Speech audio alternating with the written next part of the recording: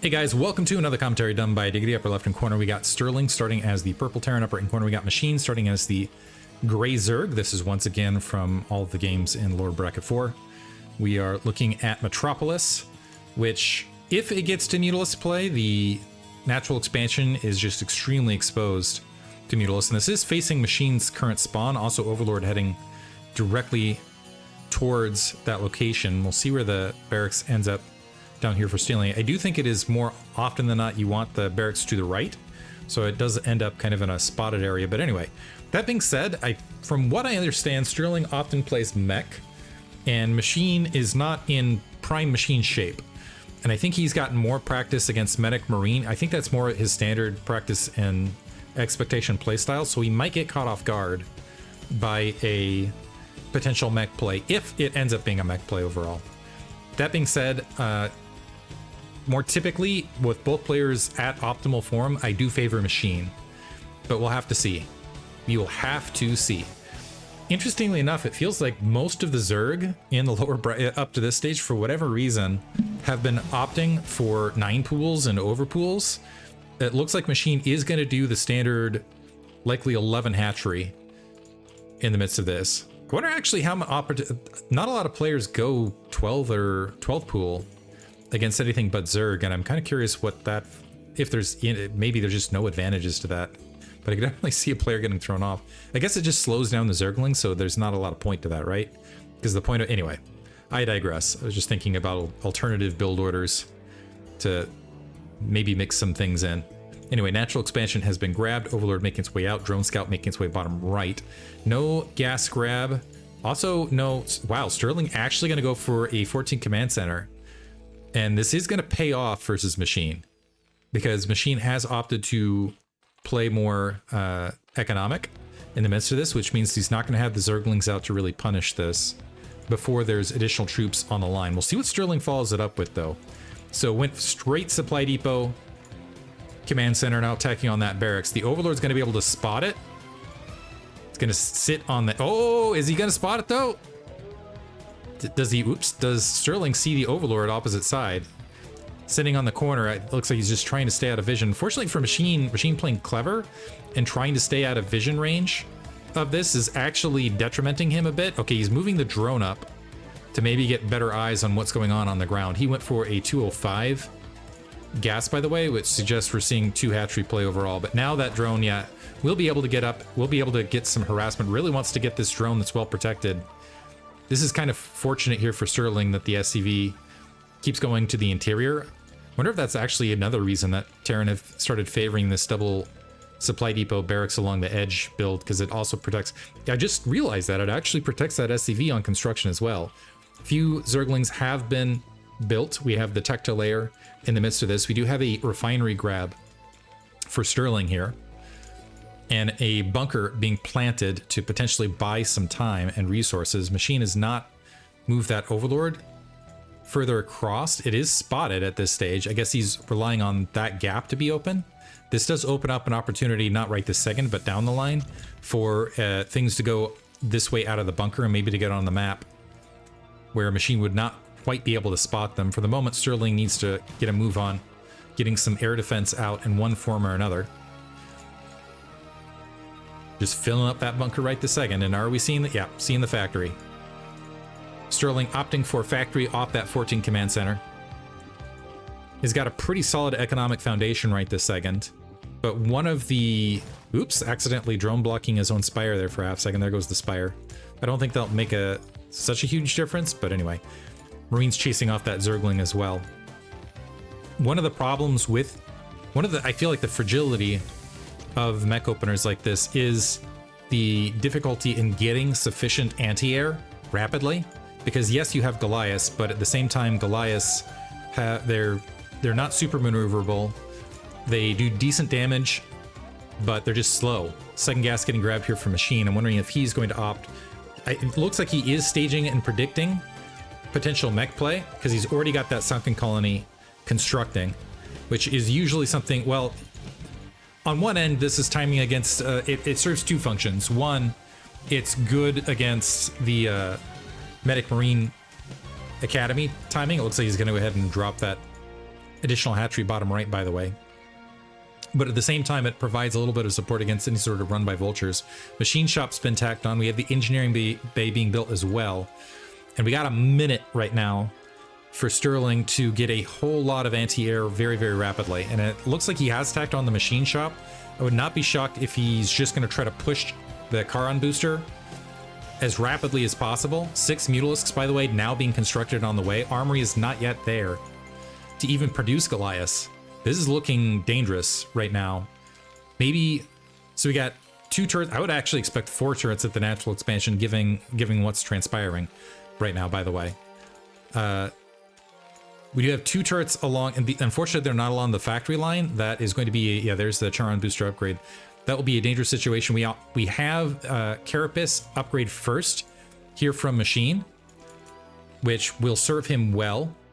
Bottom right-hand corner, I don't think there's much that Sterling can do about this base. 6 Mutalisks now making the way, and there is, so we got a supply depot. This turret is very vulnerable right this second, +1 weapons being queued up. The Marines, 2 Marines were pulled out of the bunker. This isn't much of an anti-attack force. SCV is getting picked off at gas. And right now, Sterling just has to kind of watch it happen. He's got spare supply to work with, however. 4 Marines and a Goliath making their way up. Machine can back off, wait for... And yeah, he's adding on an additional turret, which is wise. Yeah, these Marines do not have medic support, by the way, so every shot that lands is huge. Wow, that's actually nice turret positioning where all of them were landing. But now the question for Machine is does he just opt... I have a feeling he'll just opt to secure that 3rd gas more rapidly. He is tacking on an additional hatchery. But many Zerg, like Kudos Striker these days, I wouldn't be shocked if they would go up to 9 Mutalisks and then come back to try to just wreck the natural expansion, etc. One thing with the mech play is that... Oh, look at this. Cute from Sterling. So showing initial Goliath play, but now doing a cute swap back to Medic Marine, potentially, and that could very much catch Machine off guard. It's slow to get out there, and Machine's certainly going to have that 3rd gas up in time, but could do a lot here. Mutalisks still just 7 in number. Machine trying to play light on the Mutalisks to speed up the hive timing, by the way. I'll be interested to see where Sterling puts the science vessel count in between this. The Goliath's starting to march out towards that right. Usually what happens with Zerg when they recognize a mech situation is they get extremely aggressive against the Goliaths to try to minimize their count, because if you can reset that Goliath count, they become more dangerous in large numbers. So if you can dive in, pick off a Goliath or 2 while they remain beneath about 6. By the way, we're starting to breach that point here. And we have, this is interesting. So we got 4 medics, some Marines. This is going to be an interesting punch, and I don't know that Machine's going to expect it. 9 Mutalisks, 10 Mutalisks now joining the fray. 3rd gas up. Another hatchery being grabbed bottom right. Machine's definitely playing this as though he's playing against mech, and hasn't seen this attack force. Bunker's now gone. He hasn't gotten eyes on anything. And Sterling has played very, very stealthily. Is moving out in the midst of this. He actually might have to draw this attack force back.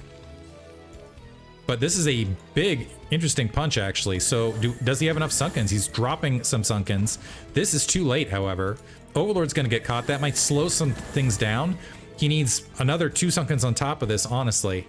And he's in the red, which means he cannot produce additional troops. Comsat, seeing that it is an empty front, I think Sterling did it here. Machine regrouping the troops. He's got to move those Mutalisks forward to buy himself some time, able to pick off some Marines right there. Getting some good micro. These Mutalisks need to join the fray. And Sterling regrouping. He's got Machine boxed in. And nothing defending bottom right this second, by the way. Do we have a Tech to Lair? We don't have a Queen's Nest as of yet, because Machine was, again, playing this as though he was going up against a large mech ball rather than a transition. The natural expansion is very exposed, as is the main, against what is a huge grouping of Mutalisks now. Full group. They're just going to sit over the main. Bottom right looks like it's going to get wiped out. Emergency creep colonies getting dropped. So this is kind of turning into sort of a base trade.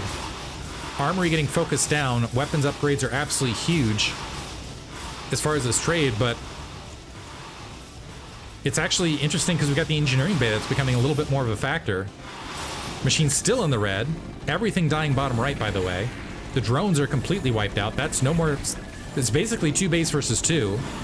Although maybe you could make an argument for 1 base versus 1. The Goliath and Marines pushing these Mutalisks out. It looks like they've dwindled in numbers at the main, so Sterling putting up a pretty decent defense to recover this. He's also expanding the 9 o'clock location. And this is a great way to play against Machine, honestly, is just keep him off balance, go a little bit uncharacteristic. Just leaving a few troops there to clean that up. I think Sterling's got this. Machine's still in the red. No tech to hive, no third gas. He just has the +1 armor, 7 Mutalisks roaming midfield. Sterling can hold the 9 o'clock. Some drones looks like they were trying to hide bottom left. They're going to get cleaned out. These 2 Goliaths will likely die, but everything's been obliterated here. Sterling at twice the supply of Machine. He can regroup shortly. Yeah, and I don't think these Mutalisks are up for the task. Yeah, they're going to go ahead and back off. Interesting build here from Sterling. Kind of a mixed medic... Oh, these Marines being lazy. It's going to cost them their lives. But another huge army marching out for Sterling. What he can do is he can just deposit it out here and maybe send a Marine around. It looks like he's dropping some comsats rather than cycling a Marine around to do additional scouting. The barracks making the way out. So is it going to be a switch right back to mech? Right back to mech. Keeping his opponent off balance, and I will be interested to see how rapidly a siege tank makes its way to the front. Lurker tech, 2/3 complete. And Machine is locked. Well, he was locked into this base, but Sterling was not careful and didn't kill all the larvae here bottom right. So a drone morphed off the lingering larva, and they're redropping that hatchery bottom right. 12 o'clock base being guarded by that single Marine. Mutalisks making their way back out. The barracks floating out all directions to provide scouting. We're looking at 5 factories. We getting some vultures added to this attack fleet as well. Machine might be able to crawl back into this. There's that starport being built to the northern corridor. The lurkers could be huge here because right now Sterling... Well, he's spamming a lot of the comsat. He's low on energy and therefore low on detection. Barracks is going to get wiped out. Sterling playing like a Zerg, going to grab another base here bottom right. Or bottom left, I'm sorry. And it looks like the Goliaths, I think a comsat discovered that base bottom right, so it's going to make its way that direction. And I don't think these Mutalisks have enough punch in them right here, despite having +2 Carapace, I believe. Yeah, +2 Flyer Carapace to deal with it. And we're going to see some vultures, some mines, and even more Goliaths fielded shortly. The Mutalisks have found that 9 o'clock base. Sterling is out of position to deal with it, but it's still 2 bases versus 2. Yeah, ends up losing all of this to the Mutalisks. Bottom left is still, looks like it's still going to complete. Let's see if the Goliaths and Marines just shuffle in to try to save that. Machine needs to focus fire as best he can. Sterling repositioning that army potentially back at that natural expansion. He's got the starport up, the control tower science facility being built. The Goliaths have entered the fray against the Mutalisks. And just 4 Mutalisks with +1 weapons, giving Machine pause for thought. Looks like he's now going to wander up and see the factory lines. And a single turret might be able to get that factory into the red before these Goliaths are able to dissuade him. Machine's at such a low economic point that he really needs to be careful with this, but he's got some lurkers making their way out to the front. We're ways away from science vessels. This is another wild one. So science facility's there, but I don't see any science vessels out. So where I thought Sterling was going to get a contain on Machine instead getting some lurkers out. Okay, we got some mines on the forward field that might be able to clean a little bit of this up. And the Mutalisks re-diving at the 9 o'clock to try to clean that up. By the way, mining starting bottom left. Sterling grabbing... sorry, he's just hovering across the 9 o'clock to spot. Lurkers trying to make their way out. Ooh, getting lots of damage on that retreating army. Those Marines not loving life right this second. A bunch of... So we got a bunch of 8 Goliaths here. We've got battered Mutalisks, some lurkers on the low ground, an empty bunker, and 2 medics are all that are trying to defend this 9 o'clock base. See if the lurker is able to reposition. Do we have a science vessel out as of yet? Science vessel and EMP researching. I think that must have been a mistake from Sterling, unless he's thinking EMPing, just stunting and going for an EMP on some defilers or something along those lines. This single SCV having a field day here. By the way, bottom left. Overlord wiped out the Mutalisks, retreating. Some Zerglings have managed to get on the field. Machine trying to take that 12 o'clock. I think that engineering bay will be able to spot that as soon as it starts mining. Machine trying to limp his economy back. He's at half the economy of his opponent. Hatchery trying to build. Sterling just sealing out everything with his leftover barracks, by the way. 3 o'clock base is in construction. 12 o'clock base is in construction. With a lack of detection, the Lurker is still getting kills. Yeah, just able to walk right back out. I will say on paper, Sterling has got this locked. Okay, now he's got the science vessel out. On paper, he's got this locked. In actuality, we'll see if this turn, because when you have a 134 supply, I guess half of that supply is in SCVs right this second. I don't know that that's saturated across all bases. Machine needs to get some sort of defense out towards his front. He's only got the 3 sunken colonies right this second. A bulk of his troops are there to the north. And we got those tanks with siege. The Mutalisks rediving on the main in numbers. They're being eaten alive, by the way. Irradiate now being researched. I think Sterling realizing, oops, research to radiate instead. The Mutalisks need to get back towards that natural expansion.